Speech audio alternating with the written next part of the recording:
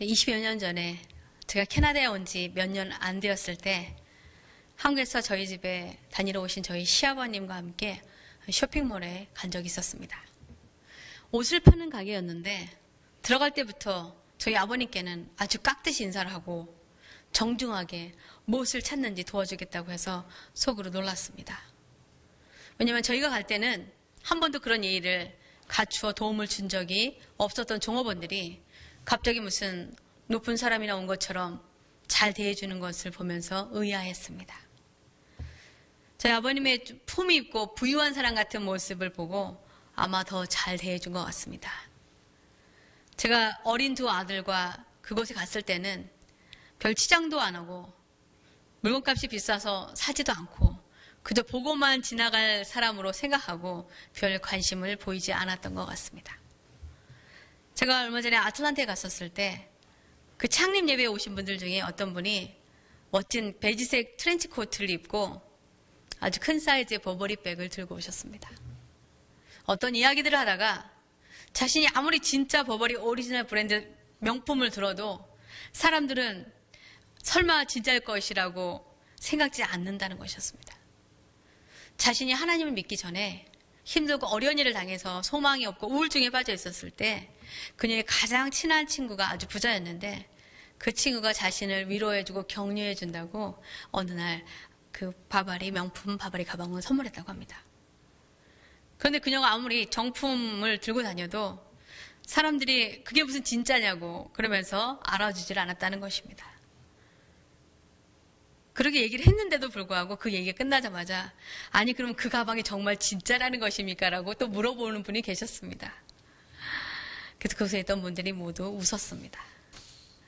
사람들이 다른 사람들의 인종이나 성별이나 또 사회적 지위나 또는 재산이 많고 적음 그리고 겉모습에 따라서 판단하거나 차별하는 것은 요즘 시대뿐만이 아니라 1세기 유대인 사회를 포함해서 어느 사회나 마찬가지인 것 같습니다.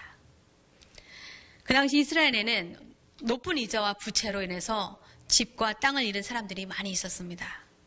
그래서 예수님 당시 이스라엘 사람들의 80에서 85%가 빈곤에 처해 있었습니다. 이런 이유로 대부분의 교회에도 많은 노예들이 있었는데 사회에서뿐만이 아니라 교회에서도 부유하고 사회적 지위가 높은 사람들은 존중받고 환영받았지만 가난하고 궁핍한 사람들은 소외되거나 무시당하거나 존중받지 못했습니다.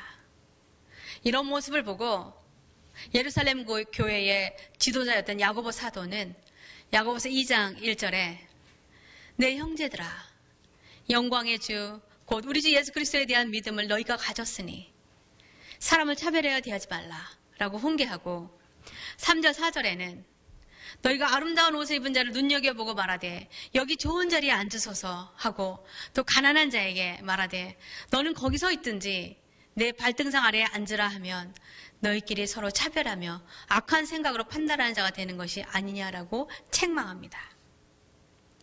오래전에 남아프리카 공화국으로 향하는 비행기 안에서 한 백인 중년 여성이 스튜어디스에게 그녀의 좌석을 바꿔달라고 소리쳤습니다.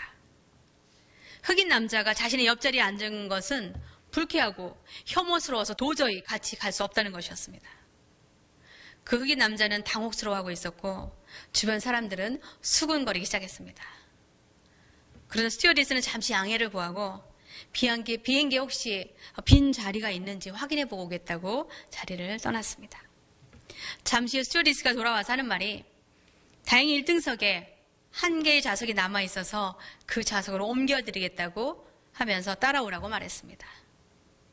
그러자 그 주위의 승객들이 미소를 지으면서 그 흑인 남자에게 1등석으로 잘 가시라고 응원해 주었습니다.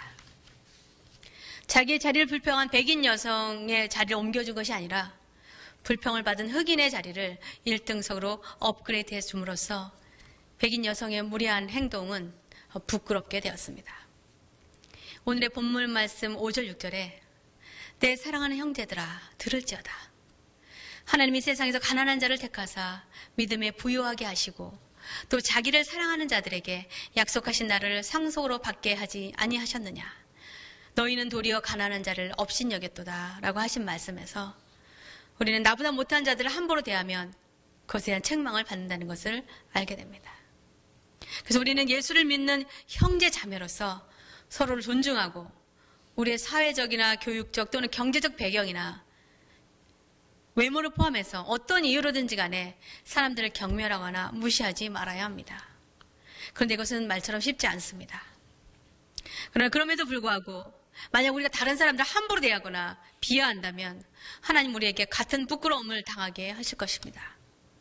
성경 고린도전서 1장 27절 29절에 이렇게 말씀하고 있습니다.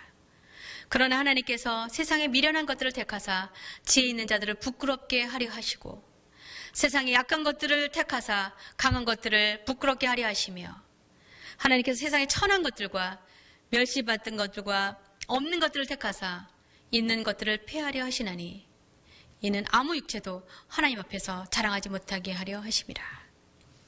하나님께서는 우리의 겉모습 대신 주님을 향한 우리의 마음과 믿음을 보십니다.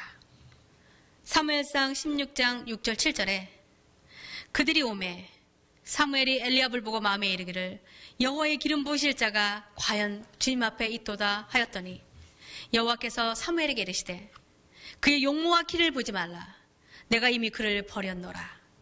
내가 보는 것은 사람과 같지 아니하니 사람은 외모를 보거니와 나 여호와는 중심을 보느니라 하시더라. 오늘의 말씀에서 야고보 사도는 12절 13절에서 또한 자비에 관해 언급합니다.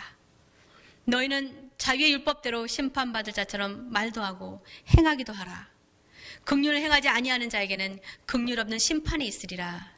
긍휼은 심판을 이기고 자랑하느니라. 탈무드라고 불리는 유대인의 전통 지혜서에 이런 이야기가 있습니다. 우주와 인간을 창조하시기 전에 하나님께서 의의 천사를 부르셔서 물으셨습니다. 내가 세상을 창조하고 인간을 피조물 중에 가장 으뜸인 피조물로 삼아서 세상을 다스리게 할 예정인데 너는 어떻게 생각하느냐? 의의 천사가 이렇게 대답합니다. 하나님, 인간을 창조하시면 안 됩니다. 왜냐하면 그들은 곧 세상을 여러 가지 부정으로 부패하게 만들 것이기 때문에 그렇습니다. 그래서 하나님은 거룩이라는 이름을 가진 천사에게 다시 질문하셨습니다. 그 천사는 인간을 만드시면 그들은 온 세상을 더러운 것과 죄로 가득 채울 것이기 때문에 인간을 창조해서는 안 된다고 그렇게 하나님께 말했습니다. 그 다음에 하나님은 빛의 천사를 부르셔서 그분의 계획에 대해 물으셨습니다. 그러자 빛의 천사도 인간을 만들면 인간들이 분명 죄로 이 세상을 어둡게 만들 것이라고 대답했습니다. 이번에 하나님께서 같은 질문을 긍휼의 천사에게 물으셨습니다. 이 천사는 그 이전의 세 천사와는 전혀 다른 대답을 했습니다. 하나님께서 세상을 만드시면 그리고 사람을 만드시면 그들로 인해 세상은 그들의 부정으로 부패해지고 그들의 죄로 더러워지고 어두워질 수 있습니다. 그러나 그럼에도 불구하고 저는 어떻게든 그들에게 하나님의 사랑을 알려주고 그들이 하나님이 기대하는 사람들이 되도록 인도할 것입니다. 그렇게 대답했습니다. 결국 하나님은 자신의 계획하신 대로 세상을 창조하시고 인간을 그의 형상대로 만드셨고 그들을 하나님의 자녀로 사랑하셨습니다. 우리의 여러 가지 불순종에도 불구하고 우리가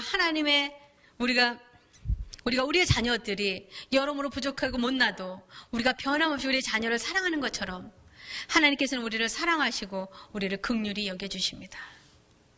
오늘의 본문 말씀은 우리가 사람들에게 자비와 긍휼을 베풀어야 한다고 가르치고 있습니다. 긍휼의 헬라어 원어는 엘레오스라는 말인데 히브리어로는 라함이라는 단어를 씁니다. 라함은 어머니의 자궁을 의미하는 레힘이라는 단어에서 파생되었는데 그래서 긍휼은 자녀를 낳은 어머니의 사랑에서 비롯된다는 어원을 가지고 있습니다. 그러나 하나님의 자녀인 우리들을 향하신 긍휼과 자비는 우리 친어머니보다도 더 깊습니다. 이사야 49장 15절에 보면 여인이 어찌 그 젖 먹는 자식을 잊겠으며 자기 태에서 난 아들을 긍휼히 여기지 않겠느냐. 그들은 혹시 잊을지라도 나는 너를 잊지 아니할 것이라 라고 하나님께서 얼마나 자신의 백성을 긍휼히 여기시는지를 말씀하셨습니다. 우리가 하나님의 자비를 받을 때에는 어떤 사전 조건이 필요 없습니다. 하나님의 긍휼을 받을 만한 이유도 없습니다. 하나님의 자비는 또한 대가를 주고 받는 것이 아닙니다. 하나님의 긍휼히 여기심은 어떠한 조건이나 이유나 보상도 필요로 하지 않는다는 것입니다.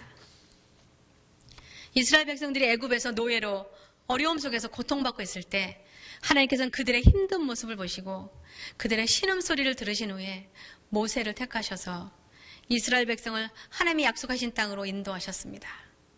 이스라엘 백성들이 의로워서 구원해 주신 것도 아니고 그들이 구원을 받을 만한 자격이 있어서 구해준 것도 아니었습니다.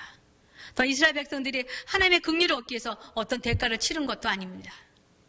하나님은 그저 당신의 백성을 사랑하시기 때문에 고통받는 그들을 불쌍히 여기시고 노예 생활로부터 구원하셔서 자유인으로 살아가도록 젖과 꿀이 흐르는 가나안 땅을 주신 것입니다. 그들이 하나님이 주신 땅에서 풍요롭게 살게 되자 그들은 하나님을 잊어버립니다. 그리고 다른 신들을 섬기게 되자 하나님께서 바벨론에 정복당하게 하시고 70년 동안 바벨론 땅에서 이방인으로 살게 하셨습니다. 그렇게 다른 나라 땅에서 힘겹게 살고 있는 그들을 하나님께서 불쌍히 여기셔서 다시 하나님이 주신 고향 땅으로 돌아오게 하셨습니다. 그들이 이방인 땅에서 의로워진 것도 아니었고 구원을 받을 가치가 있었던 것도 아니고 하나님께 뭔가 대가를 치른 것도 아니었지만 이방인의 땅에서 나그네의 삶을 살아가는 그들을 긍휼히 여기신 하나님의 자비와 사랑이 그들을 구원해 준 이유였습니다. 예엘 디무르라는 사람은 독일의 유태인 수용소 아우슈비츠에서 살아남은 112명의 생존자 중에 한 명이었습니다. 1961년 독일 나치군으로부터 600만 명의 유대인 학살의 총 실무 책임자 위치에 있었던 아히만이라는 사람이 그 사람에 대한 전범 재판이 열렸을 때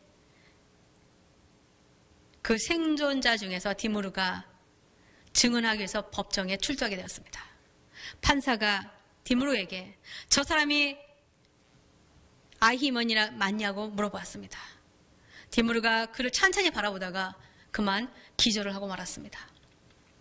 한참 후에 그가 깨어나자 판사는 디무르에게 당신이 아히만을 보고 옛날 수용소에서 끔찍했던 기억이 생각나서 기절한 것이냐고 물어보자 그는 아히만을 보고 그의 모습이 너무나 평범한 사람이어서 놀랐다는 것이었습니다. 왜냐하면 어떻게 그렇게 평범하게 생긴 사람이 그렇게 수많은 사람들을 가스실로 보내서 비참하게 죽게 했는지 그 충격으로 쓰러졌었다는 것입니다. 디무르는 자기 자신도 충분히 아히만과 같은 그런 사람이 될 수 있다는 것을 또한 알게 되었습니다. 우리 모두는 우리 마음 안에 분노와 죄와 절망과 불안을 가지고 있습니다. 그래서 하나님의 용서가 없으면 우리는 새롭게 될 수 없고 하나님의 자비가 없으면 구원받을 수도 없습니다. 하나님의 은혜가 없으면 어둠 속에 머물러 있어야 하는 불쌍하고 가련한 존재들입니다. 그래서 우리 모두는 하나님의 긍휼과 자비가 필요합니다. 우리는 주님께서 우리를 용서하신 것처럼 우리 주변의 다른 사람들을 용서해야 합니다. 우리는 예수 그리스도를 따르는 사람들이고 또 하나님의 자녀입니다. 하나님이 우리의 하늘 아버지이시기 때문에 또 우리는 그분의 형상대로 지음받았기 때문에 우리는 하나님의 성품을 매일 닮아가야 합니다. 우리에게 고통을 주고 우리 마음에 상처를 주고 우리를 비참하고 힘들게 살게 한 그 누군가라도 우리가 용서해주지 않으면 하나님도 우리를 용서해주지 않을 것이라고 말씀합니다. 마태복음 18장 32절 35절에 이에 주인이 그를 불러다가 말하되 악한 종아 네가 빌기에 내가 내 빚을 모두 탕감하여 주었거늘 내가 너를 불쌍히 여김과 같이 너도 내 동료를 불쌍히 여김이 마땅하지 아니하냐 하고 주인이 노하여 그 빚을 다 갚도록 그를 옥졸들에게 넘기니라. 너희가 각각 마음으로부터 형제를 용서하지 아니하면 나의 하늘 아버지께서도 너희에게 이와 같이 하시리라라고 말씀하신 대로 우리가 다른 사람을 용서하지 않으면 우리를 꾸짖고 심판하신다는 것입니다. 오늘의 말씀을 통해서 우리는 하나님의 자녀인 형제 자매들을 무시하거나 차별해서는 안 된다는 것을 배웠습니다. 우리가 다른 사람들의 겉모습과 그들이 가진 것들을 근거로 사람들을 판단하고 부유한 사람들은 존중해주고 가진 것 없고 배우지 못한 사람들을 사랑하지 않고 함부로 대한다면 하나님께서는 가난하고 약하고 어리석은 자들을 들어서 부유하고 강하고 지혜롭다고 하는 사람들을 부끄럽게 하실 것입니다. 그리고 우리는 또한 하나님께서 우리를 용서하시고 불쌍히 여겨주신 것처럼 다른 사람들에게도 용서와 긍휼과 자비를 베풀어야 합니다. 만약 우리가 약한 자와 궁핍한 자를 불쌍히 여기지 않으면 우리도 하나님으로부터 자비 없는 엄중한 심판을 나중에 받게 될 것입니다. 저는 저와 여러분이 사람의 겉모습이나 가진 것으로 판단하는 것이 아니라 편견 없이 우리 형제 자매들을 아끼고 사랑하고 서로를 이해하고 불쌍히 여기고 자비를 베푸는 삶을 살게 됨으로써 우리 하늘 아버지의 성품을 날마다 조금씩 더 닮아가는 하나님의 자녀가 되기를 주님의 이름으로 축원합니다. 기도하시겠습니다. 고마우신 아버지 하나님 감사합니다.